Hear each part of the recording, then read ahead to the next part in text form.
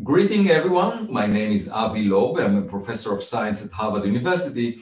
And I was asked at a forum recently, how do I define an intelligent civilization? And the way I define it is a civilization that follows the guiding principles of science, namely cooperation and sharing of evidence-based knowledge. And it is pretty clear right now that our problems are global, and there is no better vehicle to cooperate than science, because science is based on sharing knowledge that was gained by evidence. The biggest risks that humanity is facing at the moment is that we are wasting a lot of resources on fighting each other and trying to feel superior relative to each other. And that starts with nations competing with each other, engaging in conflicts. And if you just think about it, we could use all these resources for much better purposes. The best example is that in 1939, Winston Churchill wrote an essay talking about how exciting it would be if we were to search for other intelligent civilizations elsewhere in the universe. And he didn't have a chance to publish this essay because he was drafted to become the prime minister in the UK to fight the Nazi regime. And we all know that the Second World War had a huge toll on humanity. The US alone had to spend $4 trillion. And 75 million people worldwide were killed in the Second World War, about 3% of the world population. And 2/3 of the Jewish population in Europe was annihilated. And just think about that. And this is just one illustration how humanity is not necessarily acting intelligently, following the guiding principles of science, cooperating and sharing evidence-based knowledge would provide us with a much better future. And I believe that science and technology carry the promise for a much better world for all of us globally in the distant future. And of course, that involves also going out of Earth, because currently all our eggs are in one basket here on Earth. And if a catastrophe happens, everything that we care about will go away. So going to space is extremely important, and that's one of the frontiers that humanity is facing. To us is Proxima Centauri. It's about 4 light years away. So it takes light 4 years to get there. And if we were to use chemical rockets to travel there, it would take us about 50,000 years, roughly the time that elapsed since the first humans left Africa. So if we wanted to get there today, we would need to leave when the first humans left Africa. And that's a long time to wait. You need many generations to be born on the spacecraft. And it's not at all clear that the voyage will be safe and stable. So the reason is that humans and in general biological creatures were not selected by natural evolution, Darwinian selection, to travel between stars. We were selected to live for up to 100 years or so on a planet like the Earth. And so we are not really suited for very extensive space travel. And there are lots of risks. Aside from the duration that is very long, there are cosmic rays that could damage our bodies within a year or so of exposure. Many of the cells in the human brain could be damaged, and that could be a health risk, a major health risk. For even living on a planet like Mars that doesn't have a magnetic field protecting it from cosmic rays, or an atmosphere that would protect humans.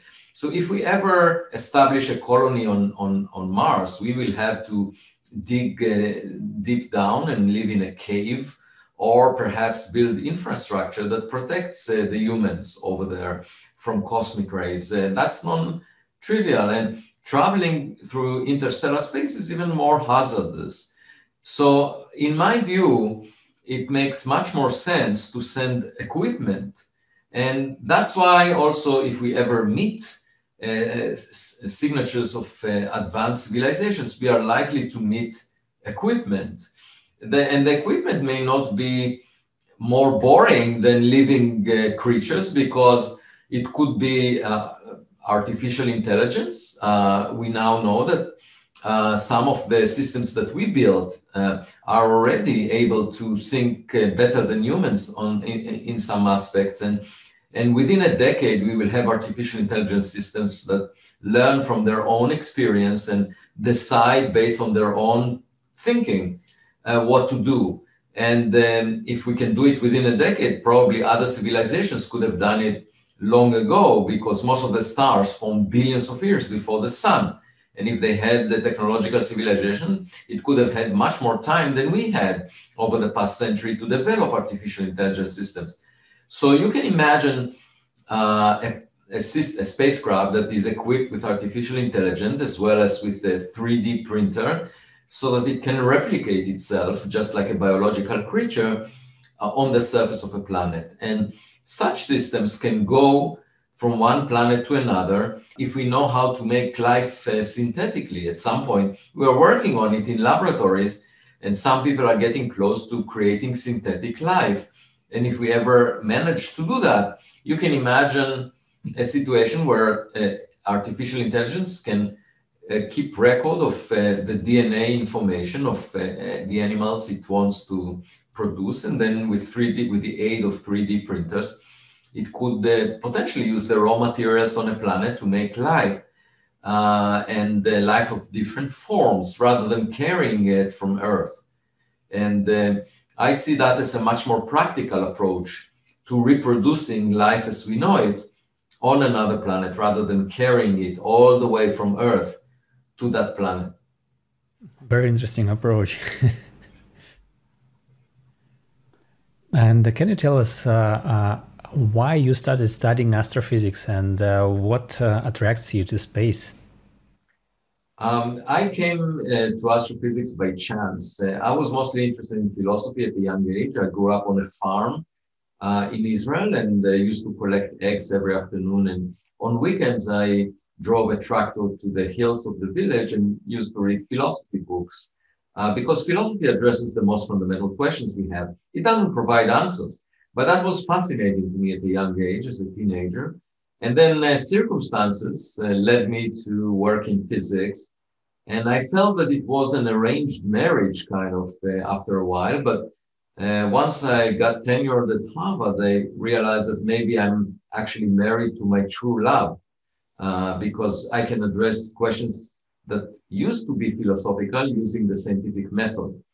And that's a great privilege as a scientist. And that's what I'm doing now. And the universe is really remarkable. I mean, we are born into this world like actors put on a stage without knowing what the play is about. And we tend to think the play is about us. I mean, I can understand that, because when my daughters were young and they were at home, they thought the world centers on them and that they are the smartest. But when we took them on the first day to the kindergarten, they got a psychological shock to realize there are kids that might be smarter than they are. So perhaps, first, we should be modest and not assume that the play is about us. And indeed, the stage is huge. And moreover, the play has been going on for 13.8 billion years since the Big Bang. And we just came at the end. So obviously, the play is not about us. But perhaps what we should do is look for other actors that has been around for longer and ask them, maybe they have a better idea about what the play is about.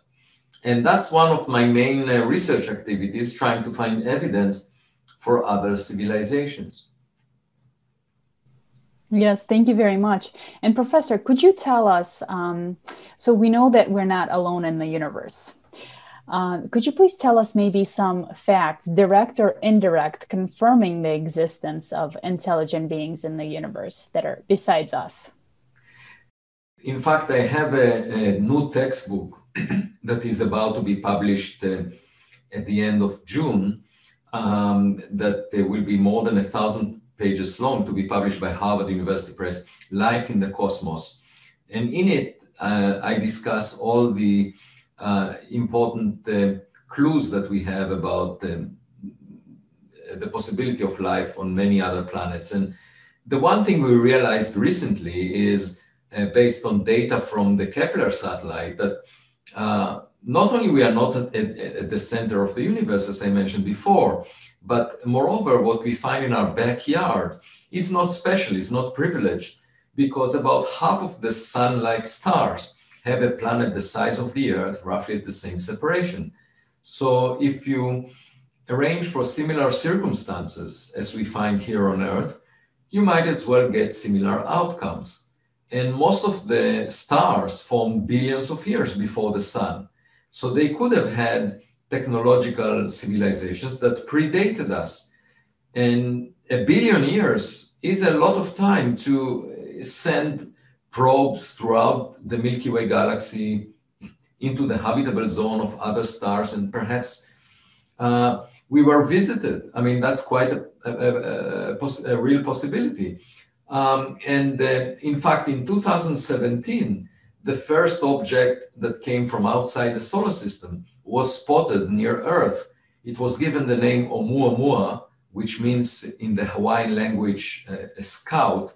And the reason it was given that name is because the telescope that discovered it was in Hawaii. And this object at first was thought to be another rock coming from a distant star. But then as we studied it more closely, it didn't look like a comet or an asteroid that we have seen before. There was no cometary tail of gas or dust around it. It had a very extreme shape, most likely flat, and it was pushed away from the sun by an additional force that could not have been related to evaporation of gas, because we haven't seen that gas around it. So most likely it was pushed by reflecting sunlight, and therefore it had to be very thin, like a sail. And then in the future, we should search for similar strange objects that do not look like a comet, do not look like an asteroid, a piece of rock. And then if we notice them sufficiently in advance of their approach to us, we can send a spacecraft equipped with a camera that will take a close-up photograph. And we've done that with the asteroid Bennu using the mission OSIRIS-REx. We even landed on Bennu and scooped up some material from it. It was clear that it's a rock. And this material will be brought back to Earth in 2023. So in principle, if you imagine a mission like that to an artificial object that looks weird at first, just like Oumuamua was, we could potentially land on it and read off the label "Made on Planet X," and perhaps even bring the technology back to Earth. And it would be as exciting as putting your hands on a cell phone that is not yet available to the public and has a lot of new features and nobody else knows about it. It would be really a lot of fun to figure out this technology. Interesting. But why is it important to learn about extraterrestrial civilizations and study these phenomena and, get onto these rocks and understand all these things, that we are not alone? How will this impact our lives? It is extremely important for us to figure out if we are the smartest kid on the block, because it would give us a better perspective about our place in the universe. It will shape our aspirations for space. We could also learn from more advanced civilizations, because they could have had more time to develop their science and technology. So it could give us a leap into our future rather than wait until we figure out the same technologies and the same science. We could learn from them directly. It could potentially feel like cheating in an exam, where you look over the shoulder of a student next to you in trying to find out the answers. But since there is no teacher grading us, it would be a great benefit for us to just leap 1 million years into the future and learn something that will take us a long time to learn on our own. And then, of course, there would be some impact on our religious beliefs, our philosophical beliefs, and many other aspects of our life. And that includes also international relations, because we might realize that cooperation is a much more valuable resource for us rather than fighting each other. And because there is another species out there, and we are all part of the human species, and we should work together in order to communicate or relate to other species out there. Thank you. And Professor Loeb, could there be another planet behind the sun? And how can we confirm or deny the presence of the planet behind the sun? Well, we are moving around the sun. So as we move around the sun, we could potentially look in all directions throughout the universe. And within the solar system, there is no planet out to a distance of maybe 100 times the Earth-Sun separation that could be hiding from us. But beyond that distance, there was actually a claim that perhaps there is another planet that we have not discovered yet. It's called Planet 9, and people suggested that it may exist at about 500 times the Earth-Sun separation because they saw some potentially indirect effect of such a planet on other objects, other bodies moving. And we haven't yet found such a planet, but we may very well have planets that we have not yet detected in the outskirts of the solar system. The solar system goes out not to a few hundred times the Earth-Sun separation, but actually to 100,000 times the Earth-Sun separation. At that distance, you have the so-called Oort cloud, which includes bricks that were left over from the construction project of the solar system, of the planets in the solar system.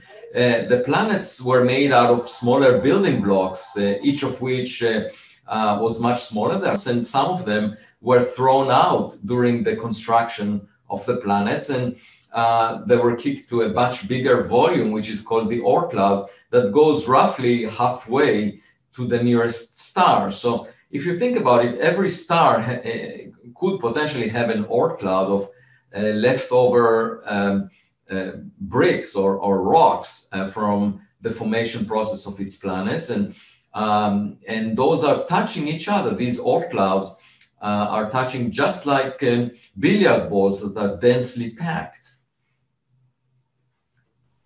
Awesome. Thank you. And we also we've come across information that our solar system was either artificially created or was somehow changed, and that other systems are arranged so that the large planets are located closer to the star, and as they move away from the star, the size of the planets decreases.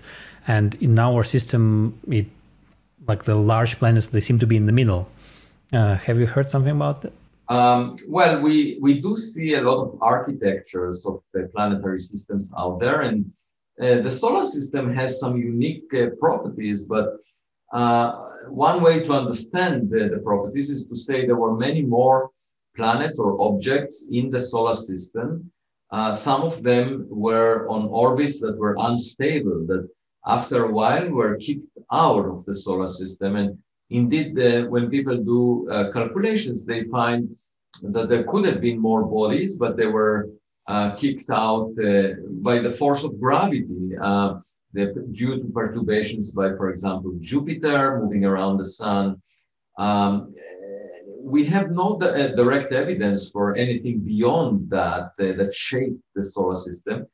And when we look at other planetary systems, we do find planets as large as Jupiter, some of which are much closer than Jupiter is to the star. And we do find the Earth, down to Earth-sized planets as well. And it seems like there is a big diversity in the architecture of planetary systems. And perhaps some of the special features of the solar system were just by chance.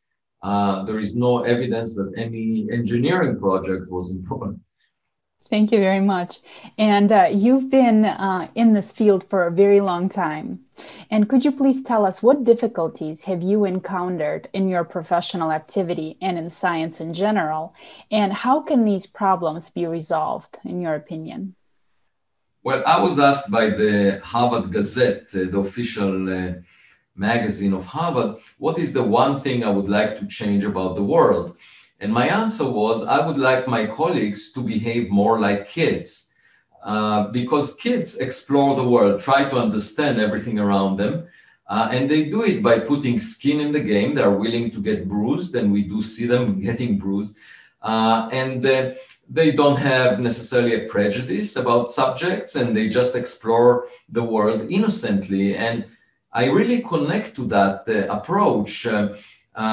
And the problem is that when these kids get to academia or become adults more generally, they forget their childhood curiosity and try to behave in a way that will protect their image. And they do not take risks, they do not innovate, and they do not approach problems by putting skin in the game, by getting some sense of the risk involved in exploring new territories. And that's very unfortunate because it slows down our progress.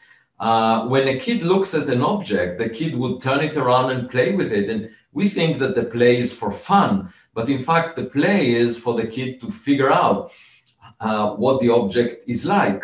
And an adult would look at the object from one direction and just say, I pretty much know what's on the other side, and I would rather not waste energy and time on exploring it. So it might work in many cases, but it also avoids discovering things that you haven't expected. And in science in particular, we often discover things because it's a learning experience. So sometimes nature is more imaginative than we are. And if we don't allow ourselves to play, to put some skin in the game by making predictions that will turn out to be wrong, if we don't allow our image to sometimes not be optimized because we have a preconception of what things might behave like, and then we do the experiment and they behave differently. So the point is, it's not about us, it's not about our ego, it's more about a learning experience, it's a dialogue with nature that we are supposed to have as scientists, and experiments should educate us. And they did. If you look at 100 years ago, quantum mechanics, which is one of the fundamental pillars of our understanding of reality, all the electronic devices we use are based on quantum mechanics. It had a huge economic impact on humanity. So quantum mechanics was completely unexpected. And Albert Einstein resisted some of the fundamental aspect of quantum mechanics, which he called the spooky action. Spooky action at a distance. Yeah, and now we relate to it as entanglement. And he said that he doesn't believe that can be possible, and then experiments proved it wrong. And so obviously, when you work at the frontiers, you might have resistance to something that nature shows you in terms of interpreting it, but it doesn't really matter if you are wrong, because that's part of the learning experience. And so my point is that we should allow ourselves to make mistakes if we want to innovate, if we want to discover new things. And unfortunately, a lot of people care a lot about how many likes they get on Twitter, and they look around rather than looking at the ball. They look at the audience in terms of playing basketball. And that's unfortunate. And I think that discovery will be accelerated if people would pay more attention to the ball than to the audience. And that is my main message to my colleagues in academia, but also to anyone, even in the business sector, that is trying to innovate. Thank you, Professor. It's very insightful, and it's great that you also mentioned that we should keep being curious and not just protecting the titles or our egos. And Actually, cooperation is also the basis of interaction in nature, even if sometimes we see that things like seem to be violent, but we have never seen like any lions killing more gazelles than they need to resell, to some other guys in the jungle. So this is so very true, and we wish that scientists hear you and start to cooperate and keep being interested in uncovering the real nature of things with the purpose of helping humanity. If you look at the history of humans, the worst trait that you find is people trying to feel superior relative to each other. And that brings us to very dark places, including racism, including nations that try to kill others. And this is the worst in human nature. And it also appears in other incarnations of people trying to feel that they are part of the elite and that they are superior relative to each other. And fundamentally, people trying to protect their image by not thinking outside the box and not discovering things that they didn't know and just believing that what they already know must be the future. And if you go back in time, you find the example of the philosophers during the days of Galileo that refused to look through his telescope because they knew that the sun moves around the earth. If you look at the sky, you see the sun moving. Obviously, the sun moves around the earth. We are at the center of the universe. And they didn't bother to even check if there is evidence to the contrary. And what did it accomplish? Basically, they maintained their ignorance and the earth continued to move around the sun. Professor, and I have this question for you. In your opinion, what is the number one most important task right now in space exploration and in science? I think we should figure out if we are alone, if we are the smartest kid on the block. I think that's the most exciting question. And I think the public has its heart in the right place on this. Unfortunately, answering this question is not being funded at a suitable level. It's being pushed to the fringe, to the outskirts of the mainstream of science. And that's not the appropriate place for it. I do think that it belongs to the mainstream, that we do have the instruments. It's just a matter of us investing the funds in the search for technological signatures of other civilizations. And we are searching, for example, for the nature of dark matter. Most of the matter in the universe is made of particles whose nature we don't know. And we have been searching for 4 decades. We haven't found yet the particle that makes most of the matter in the universe. There is 5 times more mass in those particles than there is in ordinary matter that we are made of. So that's an example where we are searching in the dark, and it has been part of the mainstream. So psychologically, people were happy to invest a lot of money in the search for dark matter. But at the same time, the search for technological relics of other civilizations was almost completely unfunded, 1,000 times less funded than the search for dark matter. And even though society cares a lot about it. So I think that needs to be corrected. And it's definitely an extremely important question. And I call it space archaeology, finding objects that perhaps are floating in space that may indicate to us that the existence of advanced civilizations that we can explore. Thank you very much. And you also mentioned artificial intelligence. We're also going to talk about this topic. And in the sense that artificial intelligence is great because it could replace so many humans. It is better at things. It doesn't get tired. Even if we talk about robots that do surgeries, that write codes, such as IT codes. But also the crisis that we see with this is that it's going to replace humans in the work field. What is your take on that?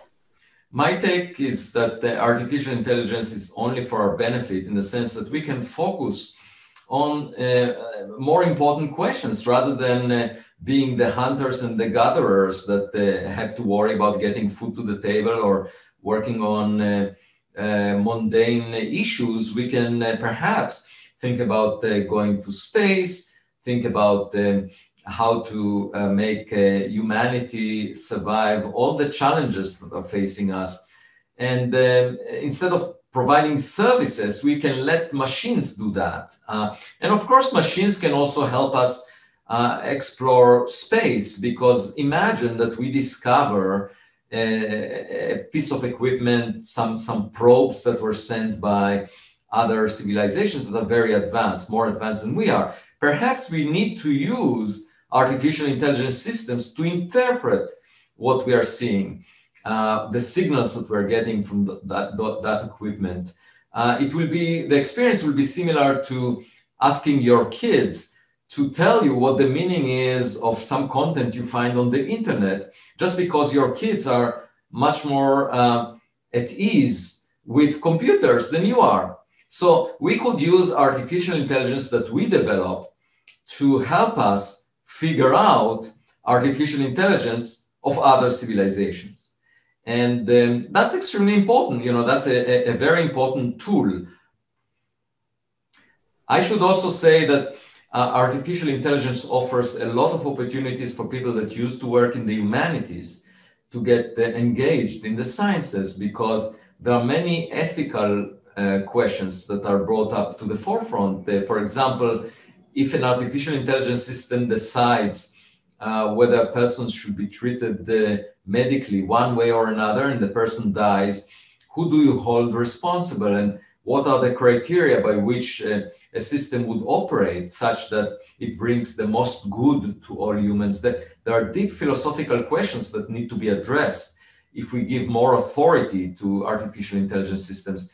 There are, of course, issues to do with discrimination, that if machines learn based on past experience and there was some bias involved in the selection of past searches, let's say for particular roles, if there was a preference for a certain type of people, then the system, when it learns it, will replicate that bias unless you correct it.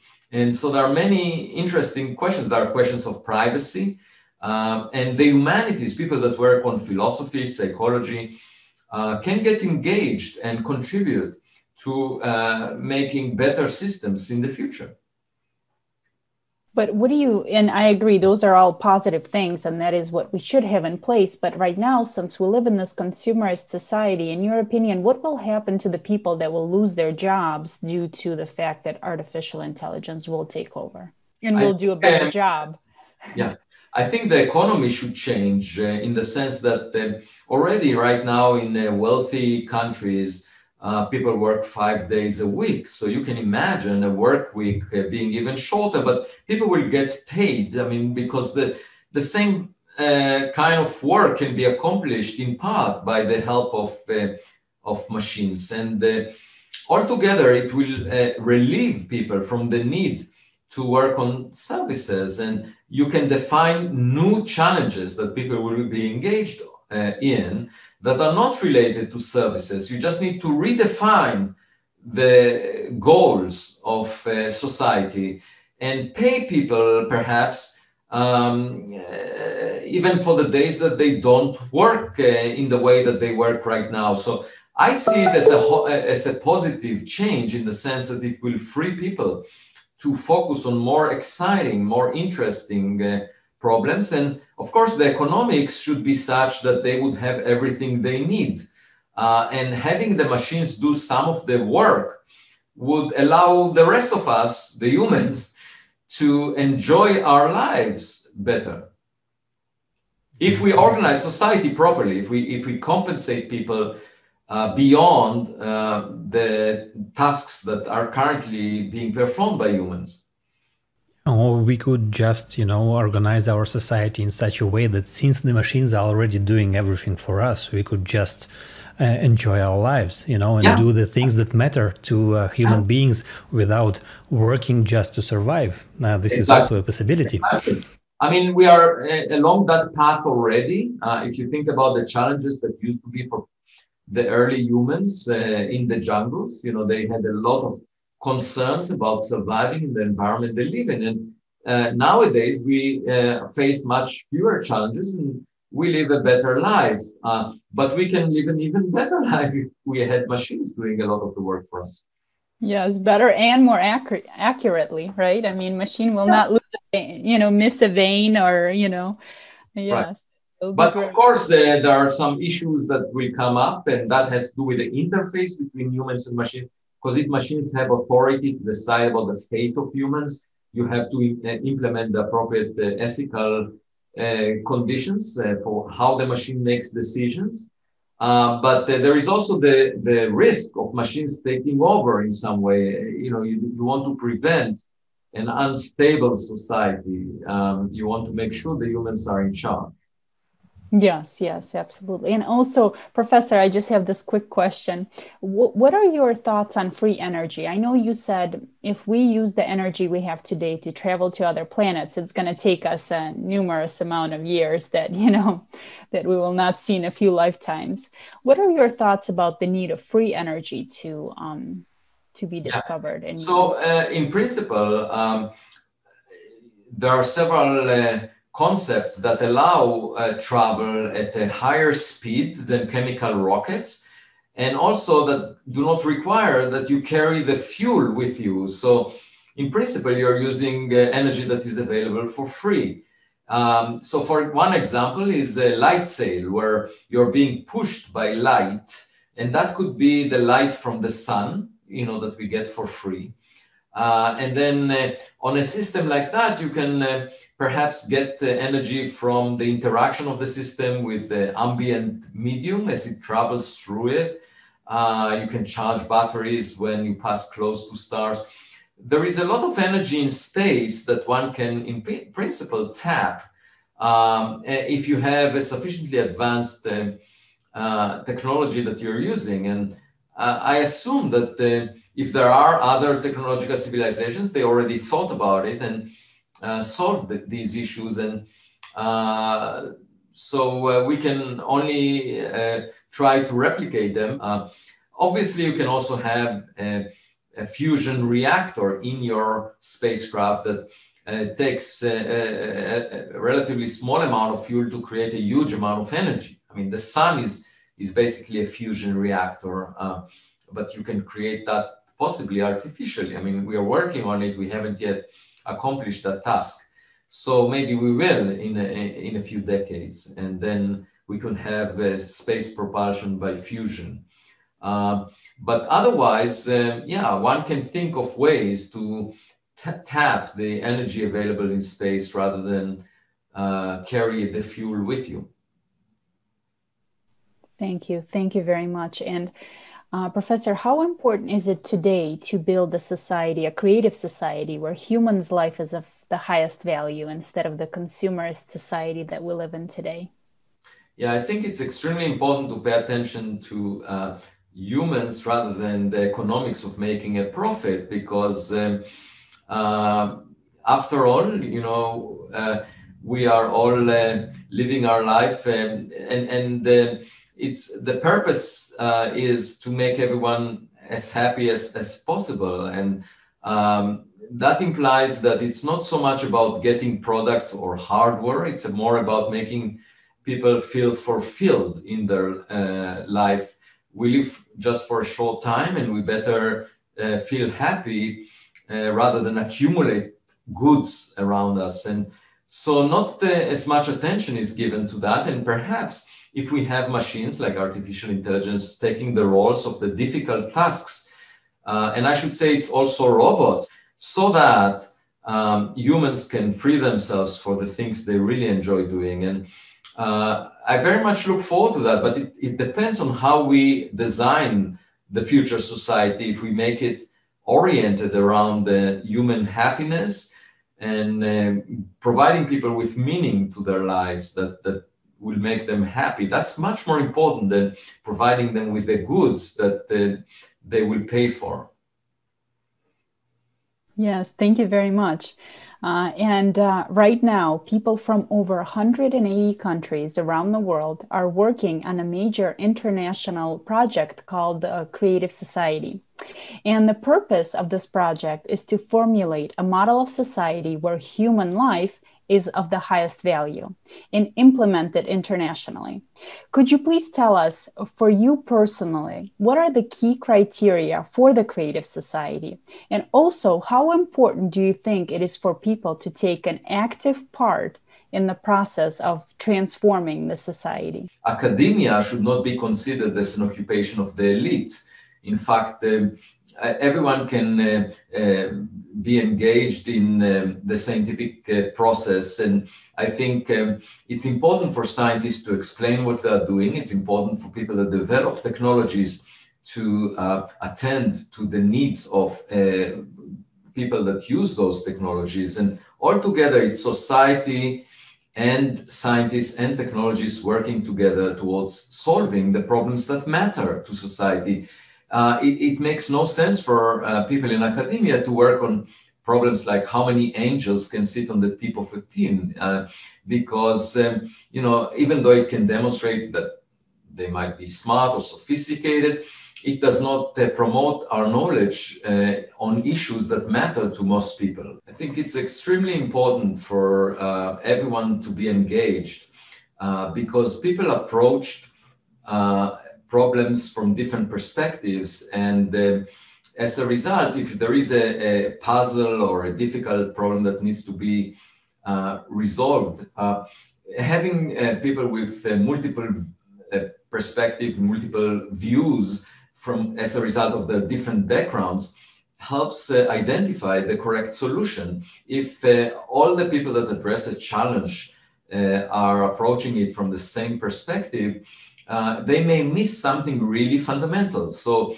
this is the practical reason why I think diversity is extremely important, because it involves diversity of opinions, diversity of perspectives. And that means that we should allow everyone to participate and encourage everyone to participate. Different ethnic origin, different genders, different backgrounds, are all welcome to take part in the challenges that face humanity in the future. And since the invention of the internet, knowledge can be shared among many more people than before. And I think we are heading in the direction where there will be opportunities for everyone to take part. Yeah, thank you very much. Great idea. Yeah, thank you. Yes, thank you so much, Professor. It was a wonderful interview, and thank you so much for being with us today. Well, thanks for inviting me. I had a great time. Civilization. Can we consider our society to be civilized? The world has come to a verge. The situation is serious. The only way out is evolutionary quantum leap. Leap from doom of consumer society into a whole new format. Creative society. What are the three conditions to become a civilization? First one is unification. The second one is the absence of a tyrant, meaning a tsar, a king, no matter what we call him. And the third mandatory condition is possession of free energy. That's when a civilization begins to develop. Human life is the highest value. Life without wars. Ecology restoration. Benefits for a human in various fields of existence.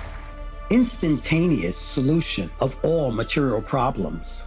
Possession of free energy. Physics of the future. Manipulation with microparticles and management of micro-world. Manipulating matter.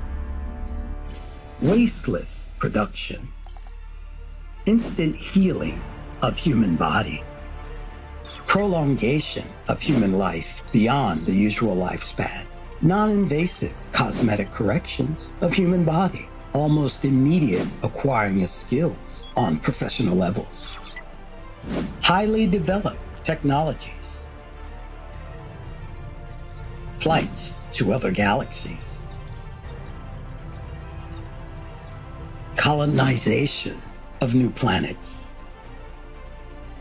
super civilization. And what if all this is just a beginning? The creative society is our only chance.